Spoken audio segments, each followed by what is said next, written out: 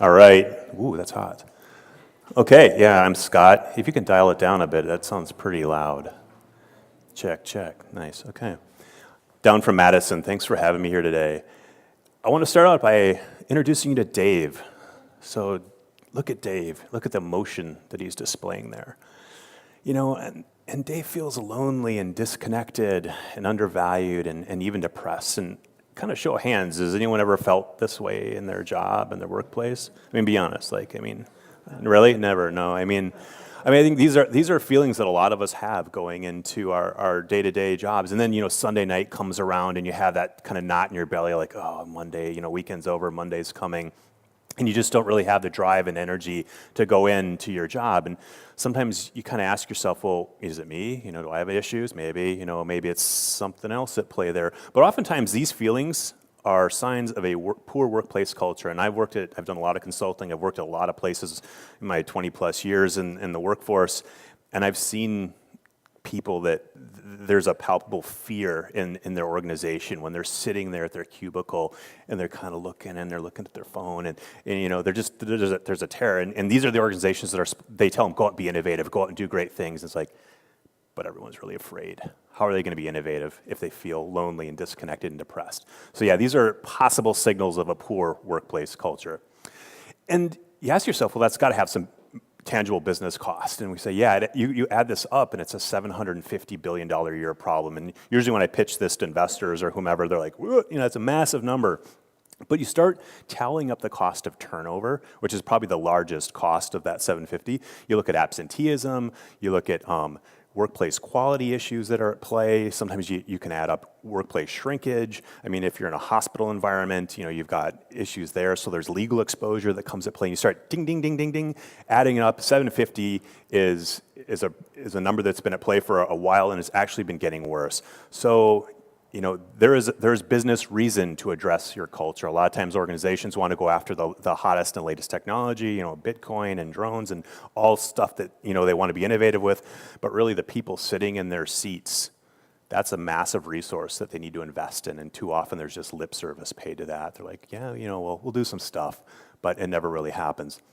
Now you contrast that. We talked about those problems briefly, but then companies with great cultures, so you take Zappos is often held up there as one of these really awesome companies to work for, and you see things like, increased ratings, they're more productive, more sales, this outperforming by peers by 200%, that's the Russell Index. So yeah, there's reasons to do it. Again, we get hey, what's the ROI of great culture? It's like, well, it's very tangible. You can measure these things with standard business metrics, and you can also look at the savings on the other side. Hey, we don't have this heavy turnover. We don't have this absenteeism. We don't have this disengaged workforce. If we're a Six Sigma shop, we can definitely measure that. So yeah, there's reasons for investing in culture. So what do companies do, right? They go out there and they're like, we're going to invest in culture. And yeah, they get the fridge full of beer. I'm not saying that's a bad thing, but that's not always really the solution. And there's pink cocoons for everyone. Cool. A slide. I love this picture here. So this guy's screaming, a ping pong table, and that woman's just sort of blissfully looking on as he's screaming. And so startups and early stage companies in innovative places with great culture, they always have exposed brick wall and then exposed HVAC and kind of funky places. So that's oftentimes where it begins and ends with sort of, hey, we're gonna get new furniture and therefore now our culture is great. But again, there's something else at play there. This doesn't really solve the issue. So my co-founders and I, this is our core team, we thought about that. We thought about what's being done in the workplace. We thought, how can we approach this differently? So here's our genesis story. My first startup that I worked on was called Ronin Studios, and I was into games and learning and how people learn through play. Scott Jens was my eye doctor. He was also Zach's eye doctor. And Scott's company, he had a side business called Revolution EHR. Rev is a lot like Epic up in Verona, Wisconsin, for eye care, and they were growing really fast. Virtual company, everyone's co-located across the U.S. They're roughly 30 employees. They're going to go up to about 60 employees. And Scott came to me and said, after our appointment, hey, what are you doing? And I told him about Ronin. And he's like, hey, we're growing. Can you build a thing that would help with our engagement. I'm really worried that I'm not going to know employee number 47 like I knew number 7. And Scott's got a really strong personality. He's a wonderful leader, but he really wanted to maintain that connection with his employees. I said, I don't know. So that kind of went into my design stew pot. I shopped this idea around with other potential customers, and I went back to Scott and said, I think this has legs beyond just work for hire. And we ended up spinning off Third Space. That became, originally we were calling it Water Cooler. And Zach, he kind of represents our millennial sect. I'm the grizzled, Gen Xer. Scott's probably boomer, I guess. I'll call him out on that. But, so we kind of have these different points of view. And Zach came from, he was working for Task up in Madison. And so he really knew how to sell into the HR space. He knew small business really well. He knew how to sell to them. Again, he's sort of this younger fellow. He's in his 20s. I thought, he's just synergistically aligned with what we're doing and philosophically aligned. Scott's company, Rev, was growing gangbusters. They had a successful exit in 2014 for over $40 million, so that was a really nice exit. He's still with the company, and they're still going crazy, and they're customers of Third Space. So, together we came and put forth the initial design, and that really led us down the road, and this was about 2014. And our North Star, or our core founding principles are like, can we build a software system that actually brings people together in the workplace? And there's a lot of stuff out there, right? We want employees to help build and define the culture. Oftentimes it's very top-down, but if you've managed people, there's stuff happening out in the trenches, right? In the rank and file, there's cultures across organizations. There's cultures in other buildings. There's cultures on other floors and departments. It's there, but how do you bridge sort of the top-down, the management does an off-site and they're all high-five, and then that never makes its way down to the shop floor. How do you fix that? We thought, okay, maybe we have an option there. So part of the market research that we do is like, let's look at all the competitors out there, let's look at all the products, and there is just a pile of things. But we really wanted to kind of measure things on the scale of, can we build something that's very employee-centric versus management-centric? Can we build something that motivates people intrinsically? So getting into actually the human emotions and the human needs that are at play in the workplace versus extrinsic motivators. So yeah, people like getting raises, and they like, bonuses, and they like, massages and kombucha bars and all that stuff. That's great, but, that only takes you so far. And you'll see this, you'll have a cool place, but then, they're doing massages down the street, so then someone quits and goes and works at the other place because the benefit package is better. But anyway, you start mapping out all these pieces of software. You've got HRIS systems, human resource information systems. You've got performance management, and who really wants to have their performance managed? I really don't. It sounds very punitive, and I got to manage your performance, Scott, so you get a 4 next year instead of a 3.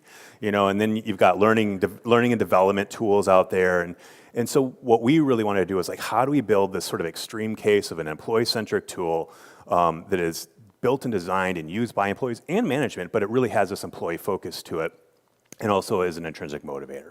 So that's really kind of the market space that we played in. And part of the research that we did, we went down and worked with a colleague of mine at the University of Chicago.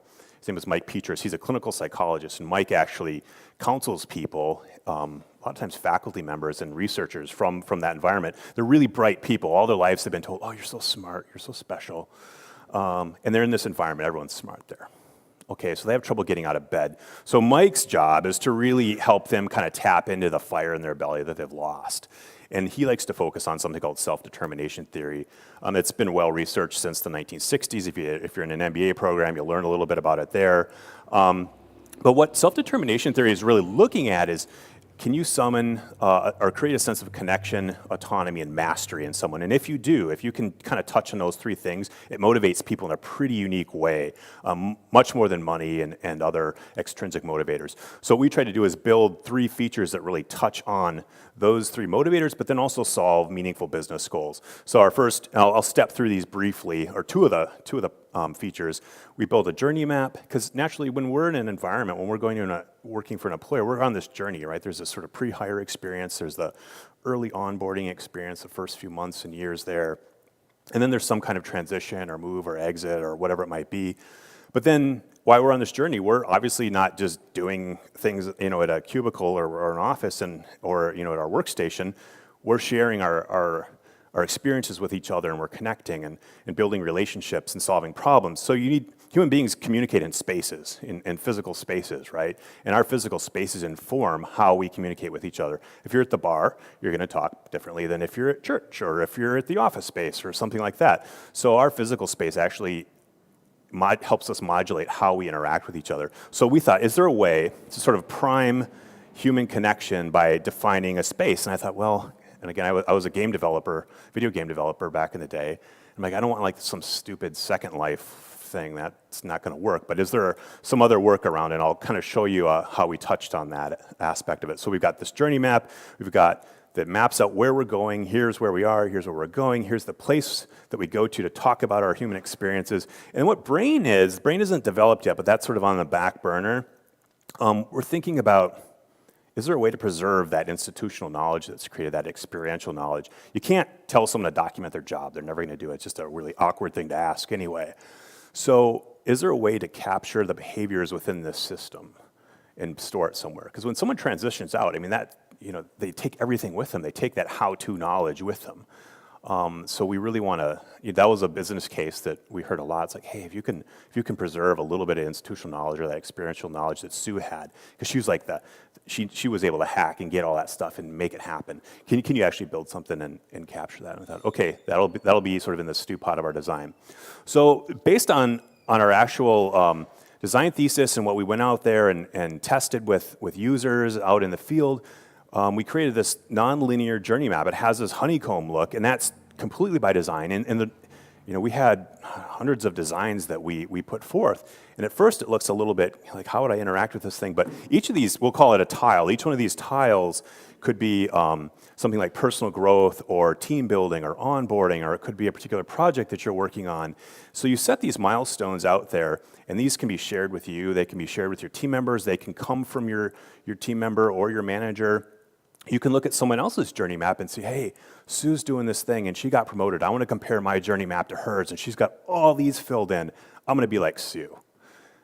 And that's actually really important because people are always sort of sizing themselves up against each other. And this is a tool that you can use on your mobile device, you can use on your desktop. And again, this creates this kind of nonlinear map, and that's important because it's encouraging you to kind of wander, explore a little bit. If you have a deficiency or a need in personal growth, yeah, there's things you can do out here. Maybe I need to work on my public speaking, so I'm gonna go do 1 million cups and Toastmasters and other things. Maybe I need to work more in community development and get involved with United Way or something like that. So I'm going to fill out this. And what happens at the year end, when you sit in front of your manager, there's no guesswork about, hey, what did you do? There's no weird, January I did this, and this weird recollection of your goals and scoring yourself, which is this bizarre conversation. And it creates this almost a divide between you and your management. You feel like you're negotiating for this raise and they're evaluating you rather than having a connection and a dialogue with someone. This map is really you. It's sort of a reflection of what you've done and what you've worked on with your peers within your environment. So this is kind of a summative view of what a year end might look like.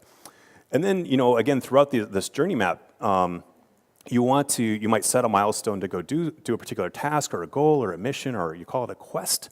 And then you need a space, you need a place to go and talk about it. So, we have a social space where you can go in, very much like an enterprise social network. Nothing particularly unique about that from a pure feature standpoint, but it's how we use it, which will require kind of a full demonstration to show you how this sort of is different from like a Facebook for work or something like that.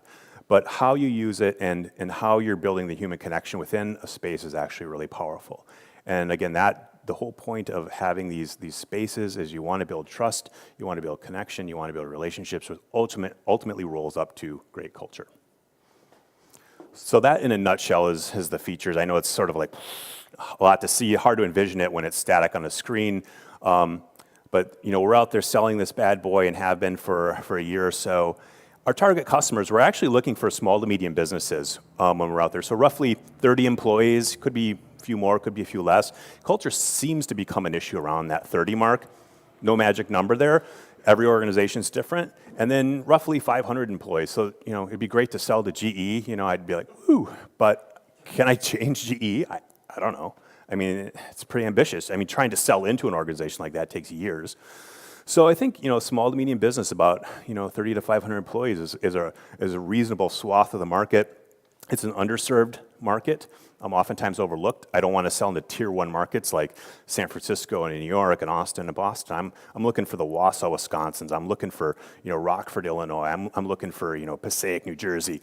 These are the markets where they don't get all the love and attention that some of the the quote unquote hot markets get. We oftentimes look for remote employees. So are they co-located across the U.S. or are they co-located in different buildings even? Because that creates, again, these sort of weird subcultures and dynamics at play. Mixed generations, you got the boomers and sort of their point of view on life and work and their philosophies, all the way down to, you got me, the Gen Xer, and then you've got, the Gen Ys, and now the Gen Zs are coming in the work, which is a whole nother, mixed bag. So that creates a lot of strange cultural dynamics that oftentimes need to be worked through. And again, communication, not just more communication, but the right type of connection helps to smooth out a lot of those issues. Recent mergers and acquisitions, recent M&A, that's sometimes a signal that tells us like company A, company B coming together, and now there's some friction as a result of this union. They're not playing together really well. It's more than just integrating IT systems. Who do we report to and why? And there's politics at play. There's a lot of human fears at play. Am I going to have my job? Same title, same pay, blah, blah, blah. All that happens a lot with M&A. So we look for M&A activity as a reason to possibly engage with a customer. And then rapid growth. So that's kind of like Revy HR. They were a high growth company, growing quickly. They had a good thing going, but they wanted to maintain it. So you might have a good culture that you guys really like, but how do you keep that going into the future? So roughly that's sort of what we look for. And sometimes organizations even refer themselves as, hey, we're a family, or we're a tribe, or we're there's a familial terminology that they use to describe what they have, and they want to preserve that. Pricing, super simple, $10 per user per month, SaaS business, software as a service. So that's our test pricing. We've given sweetheart deals because we're a startup, right? And we sometimes do a setup fee, and try to negotiate that if we can, because that helps to kind of get things primed. But a really simple play. It's very transparent.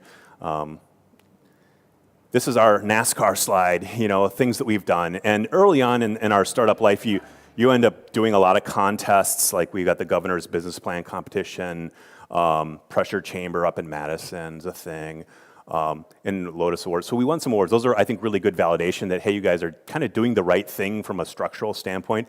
But I think a really nice game changer was being in the G Beta program. That helped us refine our pitch, helped us get in front of a lot of investors and kind of hone who we are and our message and make it really clear and salient, anchor it in business value, which is really important. And then recently we got into Venture Scale, which is a accelerator downtown Chicago. We just started it last week, and it's really focused on just sales and marketing and how do you sell your product? Like just hyper focus on sales. And I think that's a weak spot, not just for us, but I think in startups in general.